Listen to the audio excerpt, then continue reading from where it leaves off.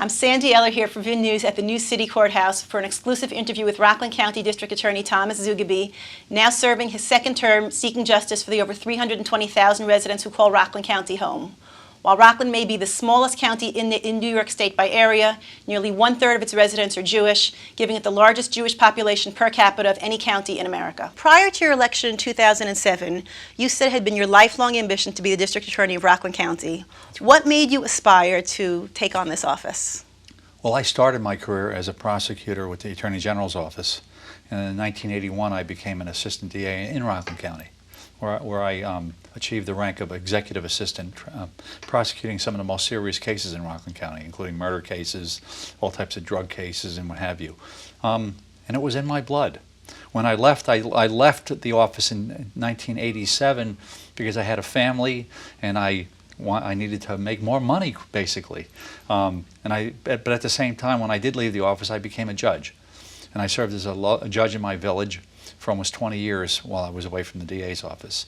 But it was always my ambition to go back to the basics, to doing what I like doing. Because really, as a prosecutor, even as an assistant DA, you could do so much for your community and to help people.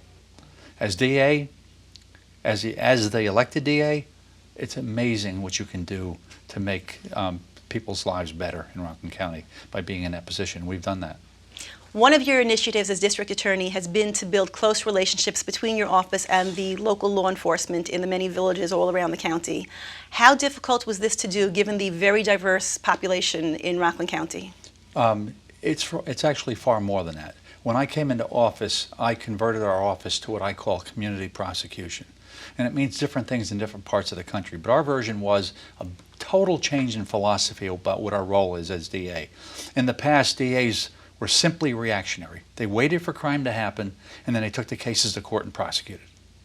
All right, but you can't prosecute your way out of all your problems.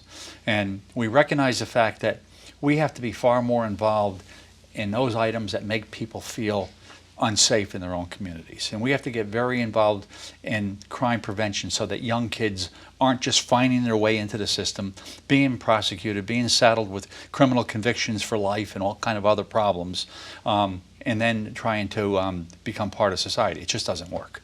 So what we've done is we adopted a system whereby we focus as much today on crime prevention and diversionary programs as we do on prosecution. So it's both, and both are equal, and both are critical to our health in the future. So in terms of forming relationships with the police department, it was twofold. It was forming close working relationships with the police and with the community, and that was their directive. All right, so in terms of the police really had no connection to the office other than sending their cases over. The police would investigate, they would make arrests, they would send it over, my officers, my DAs would pick it up and run with it. There was really no connection. Their role ended with the arrest, ours picked up and ended with conviction or whatever. Today we do it totally different. We work with the police from the very inception of cases, and they stay with us all the way through the end to conviction. We discuss cases, we talk about how cases should be resolved properly instead of ignoring the wishes of the cops. But remember something, the police are in the community. The police know a lot about their community, but that doesn't get passed on. We get paperwork here in the past. And then we would just blindly, with very little information, decide on how a case should be resolved. And if you look over the history, let me give you a good example of a case that really pertained. Remember the Columbine shooting? Yes. The governor's office did a full post-mortem on Columbine to see what went wrong. And they found out that in that situation, a month before Columbine shooting, these kids had a criminal mischief case resolved in the local court. The DA and the judge thought, based on what they were reading on the charges, these were good kids that just they performed a prank, they made a mistake. Wasn't the case, they were wrong. The schools had all kind of problems with these kids. They were bullies and they were bullied. The police department had a number of unresolved cases where they were the suspects. Mental health had a strong history with these kids. Nobody was talking to each other. The judge said, had I known, and the DA said, had I known any of that, I would have never resolved the case that way. Nobody was talking. You're working blindly. So what we did was, the whole idea was to everybody working together so we have the information, so we're making good decisions. You know, what do you do with a kid who's a first-time offender? If he's a good kid, you want to make sure, and he made a mistake, you want to make sure he learns from it, he moves on and doesn't happen again, and is not saddled with a conviction. If this is a bad kid, or the person has mental health problems, or he has substance abuse problems, you need to know that. And you need to use the charges you have to force change. And that's really what it's all about. And we now include the community. What makes you feel unsafe? A lot of times it's just quality of life offenses that are making people feel unsafe. Why did we go vigorously against these massage parlors right now, these places? Because the community said it's degrading our community. It's making us feel, it's really hurting the quality of our life. So we went after that. We're listening to the community. We're talking to them. They're telling us where the problems are and who are the good people and who are the bad people. And we listen and we just keep on building on that. And that's really what it's about. It's very complex. How do you go about building relationships in the Hasidic communities, which are intentionally insular and very wary of outsiders? That's a far greater challenge. And depending on how insular the community is, it becomes even tougher. You generally have to work through the community leaders. You're not having direct contact with the residents for the most part because it's just not available to you as much as you try. But we do a lot of reach out, and we've been doing that for quite some time. 5 years ago, I was invited by a number of rabbis in Muncie, and I spoke I brought an investigator from social services to talk about these programs that are out there, these entitlement programs, whether it be social services or any other types of programs, and why how valuable they are and how important they are, but why they can't be abused. And I talked to a group of about 500 at an auditorium right on Route 306 in Muncie, and they beamed us to about 15,000 additional people on a live feed. And the whole idea was, look, we're all working together on this whole thing. This is the law. You have to comply with the law. You can't, and this is why. And I got such good feedback from that afterwards saying, thank you, we didn't understand that before. And the investigator from social services laid out all the different scenarios and where it's an abuse and where you can't do it. And even though you may feel, even though you could rationalize it and why you need this, even though you don't qualify, you can't be doing that. And it was wonderful. And we do a lot of that. I meet with a lot of the community leaders on a lot of issues. Now, the one encouraging area that we've been meeting with them for the past year, it's a slow process. There's a number of very good organizations out there, and the whole area of sex abuse in the communities. Is there a disproportionate amount of sex abuse in the Hasidic or the Orthodox community? No. It's all across every culture and every religious group. But with the Orthodox and the Hasidic community, it's been a greater challenge because it's kept inside for many reasons. It's not reported. All right, so we're not aware of it. So the whole idea of this outreach is to try and build a level of trust to say, hey, you can't deal with it yourself, and that if it's brought into the system, that you will get justice. It will be dealt with appropriately. The person who did it, if they did it, and it appears they did it, they will be prosecuted for the offense, not persecuted. But they will be treated fairly, and the victim will be treated with respect. And I'd like to talk to you at some point about our whole approach to victims, which is really critical to this whole process. Well, that's one of the biggest concerns, is that victims are often threatened or intimidated. How does your office deal, or do you have plans to be dealing with people who engage in that kind of behavior to obstruct justice and prevent people from coming forward? Well, let me just tell you our view on victims in the first place. Historically, victims were treated only as witnesses in a case. All right, not a participant, really, not one of the stakeholders in the whole action. And what do I mean by that? Well, in a criminal case, it's the people of the state of New York against the bad guy, the defendant, right? So the victim of a crime comes in and testifies, and if they want redress, money, or whatever else for what happens, well, they can bring their civil action. That's the victim versus defendant, not the people versus the defendant. We've raised the role of a victim in the criminal justice system, and we bring them into the entire discussion from the beginning to the end in terms of how to proceed and how to resolve the case, everything. They're part of the process. And you'll see a lot of cases where we obtain, as a condition of any disposition, full restitution to a victim to to make them whole, because we know if they go civilly, they're never going to see a dime. It's not going to Right. happen. So we'll make it as a condition. We've taken a very holistic approach to victims. We created the Special Victims Center in Rockland County. I don't know if you're familiar with it. I would invite anybody to go onto our website, the Rockland County website, go to the District Attorney's page. You'll see on the front page a video, a very professionally done video. It's narrated, the beginning and the end, by Mariska Hargitay, who is the star of Law and Order. And let me tell you what it was about. The concept came in before I came in about having a multidisciplinary approach to victims of sexual assault. And I'll tell you what that means. In the past, what would happen is if a victim of a crime would report that, once they reported it, they went to the police station, they went to the hospital, they went to the DA's office, they were sent over to social services. They were back and forth. They estimated on average a victim was questioned 15 times before a case was resolved. Wow. And victims often reported they felt more victimized in the process than they did by the crime itself. Wow. So what do you do? Why does everybody have to take a shot at them? So what the multidisciplinary approach is, all of the professions get together. Because you'll have child protective services, mental health, police, DA's office, medical personnel. Every family shelter is part of it. We coordinate our efforts. We do it. So instead of 15 interviews, maybe it's 2. All right? And instead of taking a victim and throwing them before a grand jury, we bring them to a to a place and we videotape them and we play that to a grand jury instead. Now, the team approach worked good for years, but it was so fragmented because everybody was in their own office doing their own thing. When I came into office, I said we need a center to put everybody at, a place that's warm to any victims, where they can come in there and feel not threatened, not some cold office building where they're being questioned. So I went to Good Samaritan Hospital.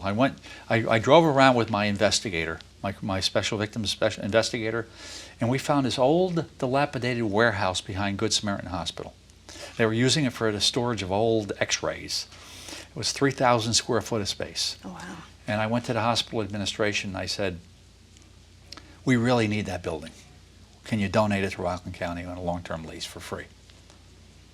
They went through the Bon Secours network out of Chicago, and within 2 months we had a signed lease, long-term lease for this old, dilapidated building for no cost. And not only that, they agreed to tie us into their central heating and cooling system, so they will pay all the utilities and everything we need. Good start. I then went to the labor union, to the Joint Labor Council here in Rockland. They invited me in, I told them what I wanted, and I laid out what a victim is about. Who is a special victim? A special victim is any victim of sexual assault, any child victim, victims of domestic violence. All of those areas fall into a category of a special victim, because it's not a victim you could just go to any police station and say, so tell us what happened here. These have to be treated differently, okay? So, we went around the table and I said, I need all of you to commit to rehabbing this old, dilapidated building for free. They all raised their hand and said, we're in. I then went to every supply house in Rockland County, decorators, everybody. We built in Rockland County the Spirit of Rockland, and we call it that because of the generosity of Rocklanders, Special Victim Center behind Good Samaritan Hospital. We don't announce the location exactly because it's not open for people just to walk into, and certainly defendants never go there, only victims. It was completed. It's a multi-million-dollar facility built with no money. And it costs us nothing to operate because our utilities are being covered for us. It's state-of-the-art. We've had over 250 children come through that center, victims of sexual assaults and other crimes. We've had every other type of special victim come through. They're treated humanely. We have our therapy dog there. We have all our professions are working out of there. You have our police office, our detectives are there. We have our attorneys there from our Special Victim Center. We have the representatives from the family shelter, crime victims, mental health come in. Police officers have an office there, and we do it as a team. We do it with compassion. You know what the net effect has been? Better cases. You have victims who are not being re-victimized, who are stronger witnesses now, making better cases, and we're dealing at the same time with the issues that they're confronting. That's amazing. All right, just go on. I just invite anybody who's viewing this to go to our website and watch the video. It's 13 minutes long, and you're going to look at it and say, "Wow!" The reason that Mariska Hargitay got behind it was she said, "Every community across the country could have this. It doesn't cost you any money. if you sell it to them. And it's funny, when everybody in Rockland that I asked, whether it be the unions or the hospital or the supply houses, not one person said no when you told them what it was for. Wow. And you had people in there working weeks on end, all these different craftsmen and everything else. Many of them hadn't had work in months. And they'd show up there with their kids and everything else, and they would be volunteering working, you know, because they knew it was the right thing to do. So that's how we treat victims here in Rockland County. Now, I know you asked me a more narrow question, and that is, what do you do when victims are threatened and victims? You know, there's two pieces to it. A lot of times people don't come forward because they don't trust the system, because they don't understand the system. There's a general belief among some of the more insular areas that the system won't do justice. The system won't be fair to them. The system, you know, may persecute them and not prosecute the offenders, and that it's going to be, the victim is going to be re-victimized. There's a lot of ignorance about it. There's a lot of misinformation out there. So that's fine, and we've been doing a lot of, and that's an area I understand, but people still have to report. You know, and that's the law, and they have to come forward, because if they don't report and they allow the person to go unpunished, and they allow these victims not to be treated properly, and they can't deal with it on their own, I don't care what anyone's told, it's important that they come forward and that the person be prosecuted. Where I have the problem is, and that I understand, and we're working through the community trying to address that now, and I've gotten some, I have to tell you, both within the Hasidic community and the broader Orthodox community there, we've had ongoing discussions. And you're going to see something come out of this within, I would say, within the next 6 months to a year. I believe we're going to have a groundbreaking policy approach to it that's going to make a big difference. It may be something that can be replicated. All right, and that is toward bringing the community out so they trust in the system and they start reporting and they're coming forward on it. That is an area that we could deal with. What I am not going to tolerate, and it's very frustrating, can we say it is, and it's not everywhere, but it's certainly prevalent, and that is where victims and victims' families are encouraged not to report or threatened not to report. And threaten is sometimes even a mild word. I mean, some of it gets very out of hand. If we have evidence that somebody is engaging in that kind of conduct, we are going to prosecute them for that. And I've had school leaders do it, religious leaders do it, other leaders of the community do it. And again, it was difficult trying to get people to come forward and testify to make a case out. But if that continues, that's intolerable. All right, that's a crime. All right, and we're not going to tolerate that, and that's doing wrong by the victim for some unknown reason. You know, why you're trying to protect these victims, I don't know. You know, and I hesitate, and I told you before, I hesitate to talk about any particular community. I'm Catholic. The Catholic Church did the same thing. You know, the religious leaders of my own faith there went ahead and protected these priests who are abusing our children. And what did they do? They relocated them to other areas to abuse more kids who weren't aware they were even out there. You know, it was wrong. It was wrong. And I don't know what their misguided reason was. If they thought they were protecting the reputation of the church, all they did was destroy it. Right. You know, that's all they did. They hurt the reputation. They hurt the viability of it. The Hershel Talenfeld case was the first New Square abuse case to be tried by the secular authorities. He pled guilty to 10 counts each on 3 different charges. He received no jail time and what many people consider to be a relatively light sentence. Some people were up in arms about this and felt that justice was not served. You were quoted as saying that this was a home run. Do you feel that the citizens of Rockland County, the children of Rockland County, were best served by the verdict in this case? Yes. As a father and a grandfather, you are comfortable with this? People who have expressed opinions along that line are people who don't understand the case and don't understand the law and don't understand the system. Okay? And that's basically what it comes down to. And a lot of it is based upon misinformation that was put out there by certain media groups for effect, playing what I believe was playing on people's prejudices. Let's talk about the Hershel Talenfeld case. Hershel Talenfeld, who had no prior criminal record, and was a member of the community a long time, was arrested by the Ramapo police for forcible touching. It was a misdemeanor. All right, misdemeanor, no felonies. And it was based upon, it was a misdemeanor based upon satisfaction of the elements of the crime. We've been told, well, people believe that it should have been a felony. It wasn't a felony. It was a misdemeanor under the New York State Penal Law. And the Ramapo police charged it correctly.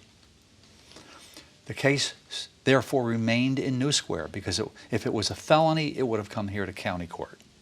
A misdemeanor, it stays in the local justice court. In the local justice court, he wasn't convicted. He pled guilty to the misdemeanor. That's what he was charged with. He pled guilty to the forcible touching of the victim. All right? So now he's convicted. What's available by way of a sentence? For a misdemeanor, in the news report that so offended me on the one television station said, he avoided going to prison time despite a confession. You can't go to prison on a misdemeanor. There were two other charges as well, though. Misdemeanors. All misdemeanors. All misdemeanors. He had no felony charges. The victim was 16 years of age. The law has various serious, the offense depends upon age of the victim and age of the defendant too, depending on the age range. And there's a whole bunch of formulas that apply in the statute. All right? If you're under 13, if you're under 11, it depends on what the ages are. Based upon the charge here, there were no felonies, only misdemeanors. He pled guilty to the most serious count that you could be found guilty of. Okay? So that's the bottom line. You can't go to prison for a misdemeanor. All right? So all this stuff, and it was repeated on the TV station. He avoided prison time. By law, you couldn't go to prison. Okay. So now we're dealing with a person convicted of a misdemeanor. What's the sentence available? The sentence available was up to a year in a county jail with good behavior by law. By operational law means he can't serve more than 8 months, right? Wow. That's the maximum sentence under the law, and the 8 minimum? months. Okay? The minimum was no jail time, but there were other sentencing options. He could be sentenced up to 6 years of probation supervision with sex offender conditions, meaning that he is going to be supervised by a sex offender probation officer, and they're specialized for 6 years. That means he has to report regularly to probation. He has to comply with all conditions for 6 years. So on the one hand, you had serve your 8 months, get out with no strings attached, no supervision, nobody watching you. You can go anywhere you want. You could do whatever you please with no accountability. On the other hand, you could say, this person is going to be closely monitored. He's going to be compelled into treatment. He's going to be compelled into doing whatever they require of him. And he's going to be closely monitored for 6 years. What protects the community and the victim better? We brought the victim in. He came in with his lawyer. He came in with his family. We brought him in several times and we discussed these sentencing options. Now remember, an important fact is the judge said, here's a fellow who has no prior criminal record. He's convicted of a misdemeanor. I'm not putting him in jail. I'm just letting you know ahead of time. Nevertheless, we had to decide, even in the face of what the judge said, what is our recommendation going to be on the record? So the people, after meeting with the family, everybody agreed, we need this guy monitored for the next 6 years. We can't just let him walk out. Do you know many offenders choose jail because they don't want the strings attached? Interesting. So think about the way it was portrayed. We got, to me, I look at that and say, that was a home run. It was a home run. All right? Yes, if it was a felony and we just decided to give him a plea bargain and knock it down well, then I could understand it. But those weren't options. They weren't options at all. Do you That's think our system. that the sentence that he received would be a deterrent for would-be abusers in the Hasidic community? Well, I mean, yes. I think he's convicted of a crime. He'll have a criminal record for life. He was humiliated. He's being supervised closely by probation, and if he violates at any time within 6 years, they'll file a violation of probation. He could be sentenced to a year. Based on what he did, he got what I believe is the most appropriate sentence, and the victim believed. The victim later on after talking to people, said something different to the media Right. about what his position was. But when he was in here, everybody unanimously agreed this was the appropriate way to go. So would people have felt better if he did 8 months and walked out? Would that have serious? And then he basically says, I could live right next door to you. I can do whatever I want. Wow. So yes, it was appropriate. You recently sent a letter to the Rockland County Times blasting a News 12 special report on the Moshe Talenfeld case, saying it was more fact than fiction, was laden with inaccuracies. What kind of errors were there in that report? Okay. The criticism was about both cases, Hershel and Moshe Talenfeld. That reporter reported several times in there that notwithstanding a confession and full admission, they plea bargained it down, and he never served it, and he didn't. Instead of going to prison, and repeated it over and over again. She didn't understand these were misdemeanors. They were only misdemeanors. You couldn't go to prison, but repeated that over and over again. Then they talked about multiple people who have avoided prison time by plea bargaining. There was no such thing. Never happened. There's 2 cases in the history of New Square, Hershel and Moshe, that were arrests came from. With regard to Moshe, the most recent one, here's an individual. Here, the victim who came in here and also came out and said something different to the media. Came in here. We listened to her story. Difficult case. 13 years old. The case is. It goes back to 2001. No forensics in the case. No other eyewitnesses. The entire case rests on the testimony of this individual. Who was 9 at the time when it started. I'm sorry? Who was 9 when it started. Right, and that's why it's a felony and not a forcible touching as in the other one, because of his age. See, it's the same thing. Why is that one a felony now? Different facts. And what we did was we elevated it to a course of conduct, saying it was an ongoing course of conduct, was able to raise it to a D felony. We put him before a grand jury. And he even said that. And he testified before the grand jury, and the grand jury returned an indictment charging this fellow with a D felony. And in the face of this indictment, they're talking about how the Rebbe's going to call me up and threaten me with the block vote and all. Well, if that was going to happen, why did I indict? If I was so worried about the block vote and that the Rebbe's going to... Well, first off, obviously nobody called me up, right? Or if they did, I didn't do anything about it. I went and indicted the guy. Right? And that was the one thing they put in is they took off an email from me that said, if I feared the block vote, why did I submit the matter to a grand jury for a vote? And they indicted. And a lot of people said to me, yeah, that didn't make sense. I couldn't quite figure that one out. So we were being criticized, and we fully had to this point we've proceeded with the felony charges that were brought to our attention, and it's now pending in court, and it's going to go to trial probably before the year is over. So what was it that we could have done here? And again, this was not a situation. There was no basis for any of the allegations about people walking out of the community not being prosecuted. 2 arrests. First one for misdemeanors, convicted of misdemeanors. Second one for a felony, indicted for a felony, awaiting trial. What more could we have done? Nothing. Wow. Nothing. I believe there are some offices that would elect, and I know that as a matter of fact, some offices won't proceed based on a victim's testimony alone without other evidence and supporting it. I'm not worried about conviction rates. We proceed with the cases that we believe are right, and we proceeded with this one. And we're confident in it, and we're going to present this case to a Rockland County jury at some point, or non-jury, whatever they choose. Are there any more potential cases coming out of New Square to the DA's office? I can't comment on any investigations, but the other part that wasn't accurate there too in the story, which brings me to is, and again, I don't want to focus on a religious group. It is not fair, but there have been multiple indictments in Rockland County over the last couple of years. The last one with a 14-year sentence involving a Hasidic defendant.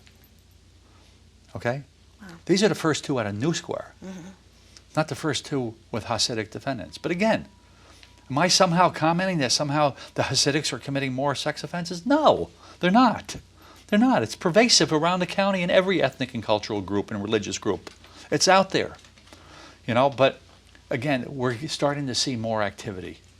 First outside of New Square, which is less insular, and we do expect. I've been speaking to representatives of that community. They've been very forthcoming. They've been sitting with us, trying to come up with a protocol to try and take out to the community to say, hey, you can in fact trust the system. And I am very optimistic in talking to the religious leaders, both in New Square, in Muncie, throughout the whole area, that we will be making a lot of progress here. I really feel that's coming. And I think that we're going to end up taking a leadership role in that nationally. You made it clear in the aftermath of the 2011 firebombing case in New Square that you had no qualms about sending a member of the Hasidic community to jail. Do you think that those facts will encourage people from the Hasidic community to step forward to your office when there are issues, knowing that they can have confidence that people who perpetrate crimes from within the Hasidic community will go to jail when appropriate? 100%. And that's really what disturbed me with this recent story out there. I believe it severely undermined our ability to move ahead. I think it set us back. If people believe that the system is corrupt and that there are other factors playing behind the scenes that may influence what we do and that they're not going to get justice, nothing's going to inhibit change more than that. All right? If they don't believe that the system is 100% above board and honest and fair, you're not going to ever get that trust. You're not going to get that feeling that you're going to come forward. There's going to be a belief that if I come forward, it's going to be worse for me. The belief system has to be, if I go forward, it's going to be to obtain justice and to obtain much needed help.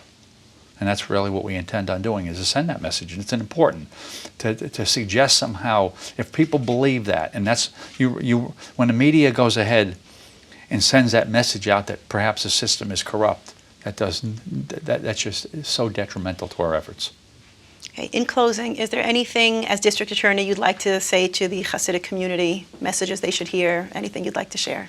I'm just going to encourage all of them to listen to their community leaders on what the right thing is, but to make their own decisions based on the facts. Even when community leaders say, don't go to the authorities, we'll handle it in-house? You know what? The community leaders, they have, first and foremost, parents have an obligation to protect their own children.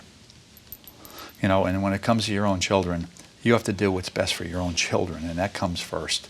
But you have to also have faith in the system. And the message out to them is that if you come forward, we will do everything we can to protect your children as victims, and we will do everything we can to bring justice to the situation.